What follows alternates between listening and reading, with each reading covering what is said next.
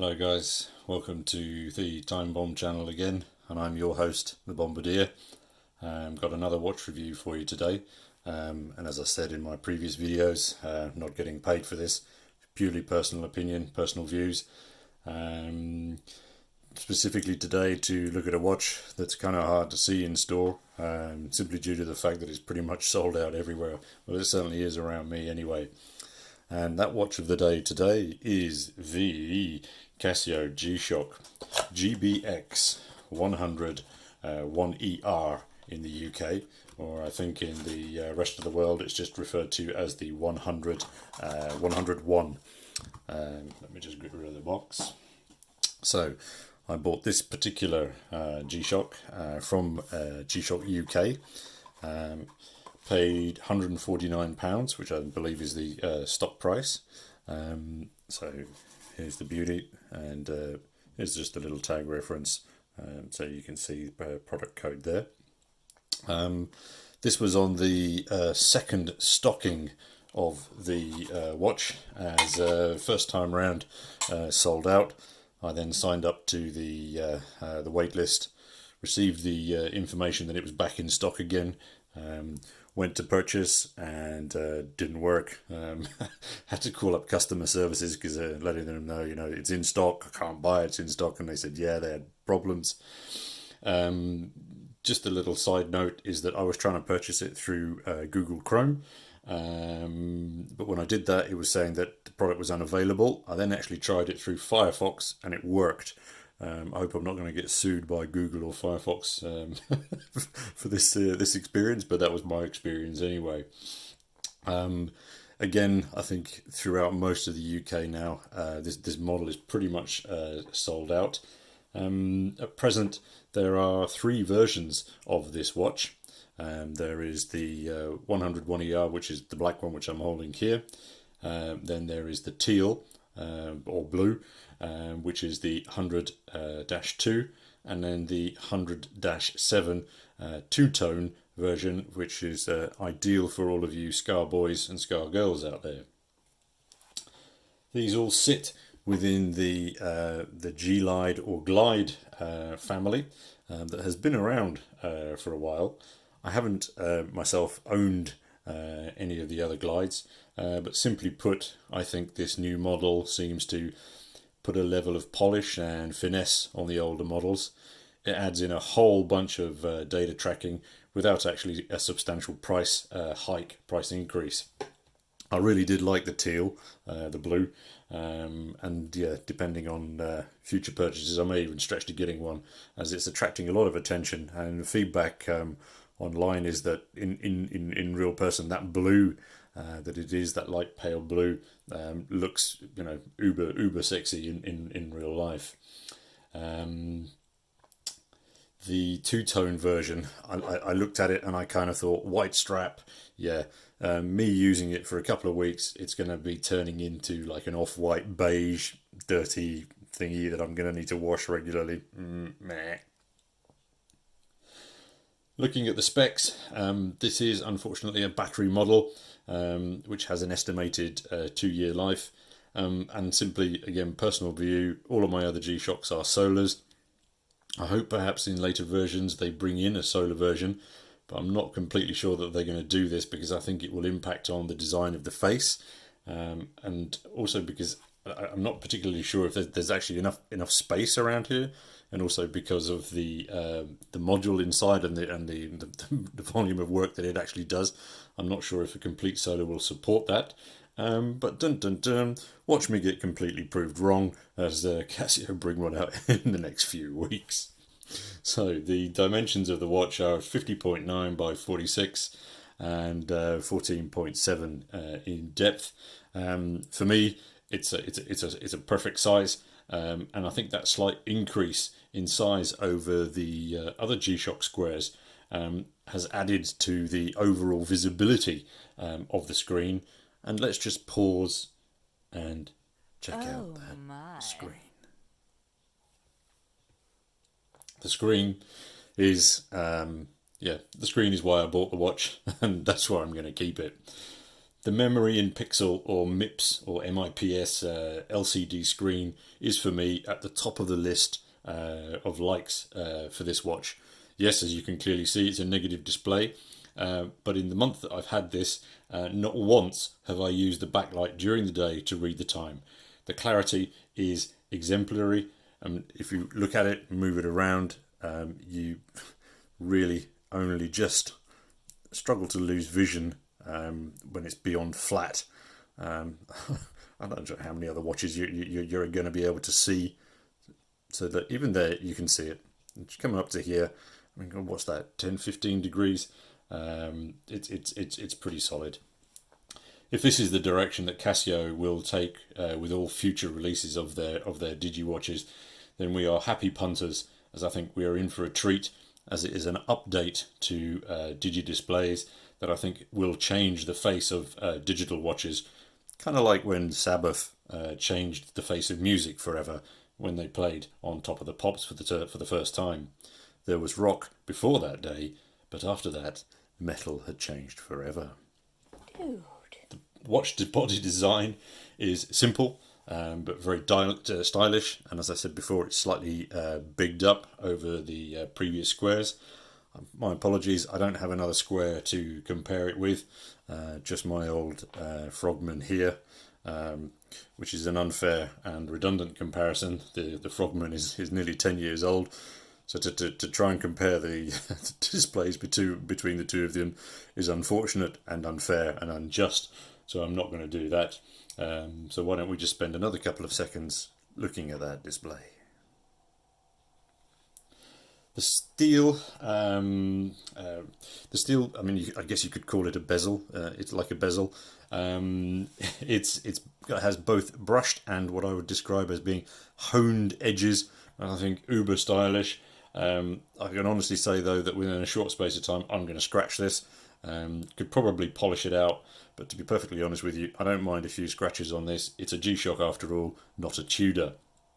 The back plate, just open that up here.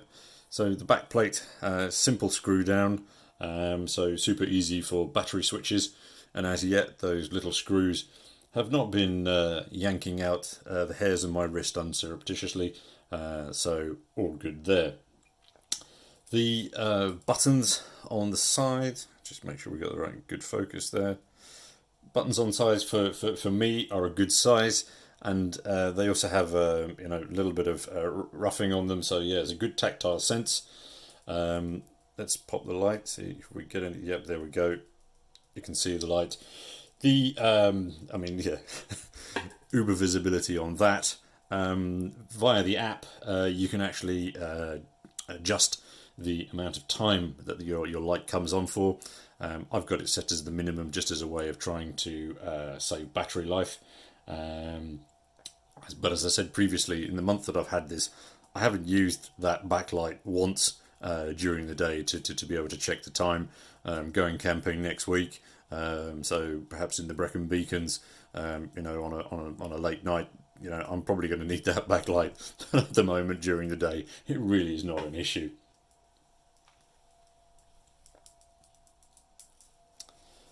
So the watch itself then weighs around 66 grams, and I'd say at least 60 of those 66 grams are actually in the body of the watch.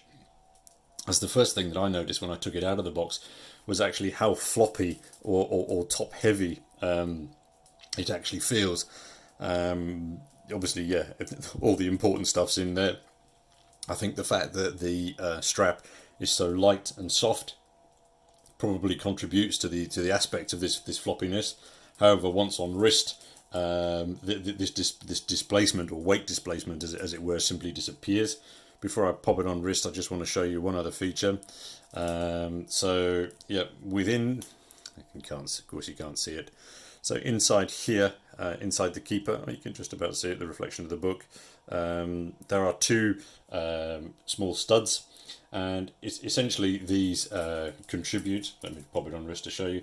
These contribute to keeping the watch strap itself, locked into place, which is a nice touch. I think Nixon do that on their Regulus, So as you can see, it sort of really locks that in, doesn't move, it's not shifting around. However, the downside, as you can see there, is that it does leave this bit of a flap sticking out on the outside edge. I kind of prefer my watches to have a couple of millimeters of flap on that outside edge. It can get caught on pockets and things like that. I'm sure it's going to bother a few people. Personally, I don't mind it too much. I can get over that. But yeah, I think consequently, on social media, you can already see a lot of people changing these straps out for other ones. With regards to sizing and fit, as you can see there, so that 14.7 height is not standing off the wrist too much at all, and then sort of depth, lug to lug, and width. I mean, yeah, it's perfect. I'm trying not to look at the dial any longer. How clear is that dial? Oh my god. Anyway, moving on. So the watch itself has full-time smartphone link-up options that gives you a monstrous amount of data, everything from tide points across the world, multiple sites around the world, tide graphs, moon graphs, sunrise times, world times, chrono and alarms. And then, of course, there is the fitness and step tracking data, also to be found within the depths of the data bank. Now, yeah, this is something I think that has already received a little bit of attention. The software and the menu tree actually within the watch, for me, are off-putting. And I know that I'm an old fart, but the phone link setup was a total ball ache. So the instructions that came in the box said, connect your watch to the G-Shock app. So I downloaded the G-Shock app and spent 20 minutes faffing around failing to connect it to my phone. I then had the bright idea to check the Casio UK page and saw that actually that here in Blighty, we need to use the Casio Move app instead. So having installed that, I managed to get it to work. However, for me, the functions are a little bit slow. So let's just show you something like here with a chrono stopwatch. So we start it, and it's ticking along nicely. Dum-de-dum-de-dum. 4, 5, 6, and let's just stop it there. Okay, so we pause it, and then we've got the option, say for example, to delete it, and we wait, and we wait, and we wait, and it's still thinking. And yes, it's still thinking. Please wait. Okay, finally. All right. Okay. I don't understand what the delay is here. And there's another YouTube channel by a really smart chap called Watching Casio. His channel has a full review of the software, so I'm not going to repeat everything that he's done because his video is a lot of hard work and he deserves, full kudos for that. I think his pause timeouts were around 5 seconds, and he was really questioning the design software that gone into this, and really should they have actually released it. Yeah, I think he's got a very good point, and that's actually the same with most of the functions, and as a consequence it actually puts me off using them. However, I don't need my watch to tell me that I've got a text message, or my watch to tell me that I've got an email, or my watch to tell me that I'm getting fat. I have a phone, I have a computer, and I have a mirror at home. So I'm probably never going to really using the step function or the gym workout functions in here, etc. But I'm sure to many people these functions are already a part of their daily lives, where I've got colleagues at work who are always checking their watch for messages off their phone, for their emails and everything like that. So I'm sure for those people it's going to fit straight into the party of their lives instantaneously, and I think that could be slightly detrimental. Rambling on a little bit, I had a Garmin Tactics previously, and that presented me with similar menu issues, and it was like 20 button presses in order just to get to where you want, which resulted in me not using any of the functions. Before COVID, I travelled a lot for work, and getting off flights and spending 5 minutes trying to find the time adjust in the Garmin was a total faff for me. However, it was funny once, as in Dubai, as I was stood cussing the Tactics, as I fumbled blearily eyed with the menu, a guy saw me, came over and regaled me with stories of his exact same experiences with his Garmin, and from that point on he'd moved back to analog whenever travelling. But back to the the GBX. Okay, so taking more time to learn the menus, yes, is a valid riposte, but meh, for me, it's a negative. So I sincerely hope Casio aim to correct these slowdowns and perhaps just make that menu tree a little clearer. However, obviously this is, I think primarily it's it's a water sports oriented watch, and the surf orientated data functions are very easy to access, and I think they're going to keep our waterborne cousins updated without too much hassle. I think with the standard 200-meter water resistance and bulletproof tank-like construction, I think Casio have excelled here by offering a watch that is a significant step up with offer and quality. But I honestly reckon that where they've scored so high is by pricing it just at the sweet spot for many people. And I think due to it being almost totally sold out repetitively, with recent restocks here in the UK, even during the virus lockdown, clearly leads me to conclude that, in my view, this model is probably going to overtake the original G-Shock squares in popularity. Super excited to see what variants Casio come out within the next couple of months. So guys, let me know what you think. Are we going to cut the red wire or the black wire on this little watch? Thank you very much indeed, YouTubers. Thumbs up and what have you below if you feel appropriate. Thank you very much indeed for your time and for your view. And until next time, this is your host, the Bombardier, signing off. But signing off looking at that dial.